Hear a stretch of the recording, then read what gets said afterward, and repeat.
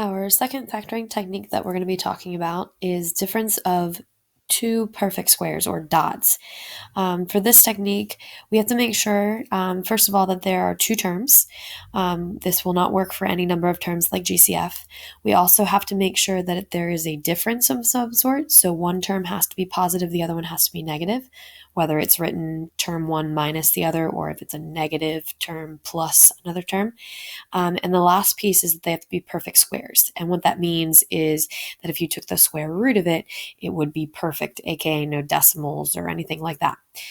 So if we take a look at this first example, we've got x squared minus 25. So first of all, it is two terms. X squared is one, 25 is the other. It is a difference between the two because of the subtraction. And then to check perfect squares, what I like to do is make little factor trees and ask myself what times itself will give me the monomial above. So what times itself would give me x squared? Well, x times x will give me x squared.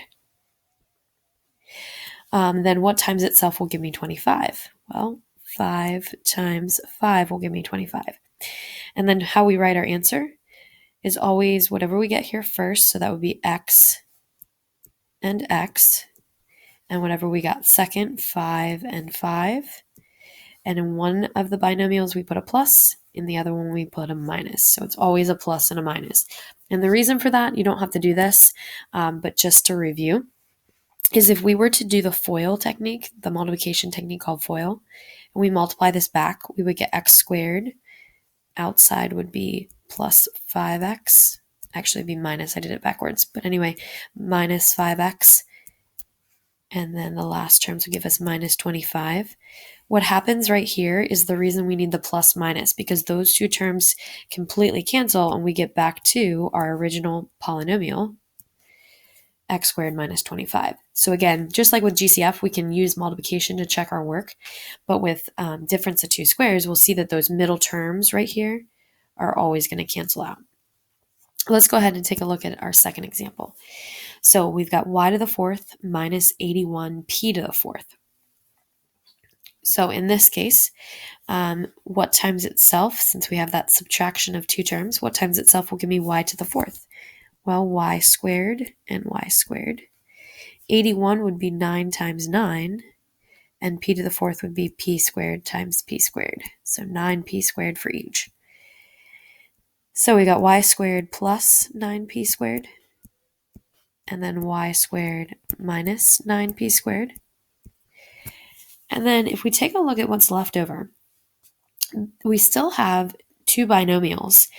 They also still have powers attached to them, and they're both squared. The first binomial here, there's y squared plus 9p squared, is plus, so it's not a difference of two squares. But the second one, because we have that minus in there, we can actually do dots again.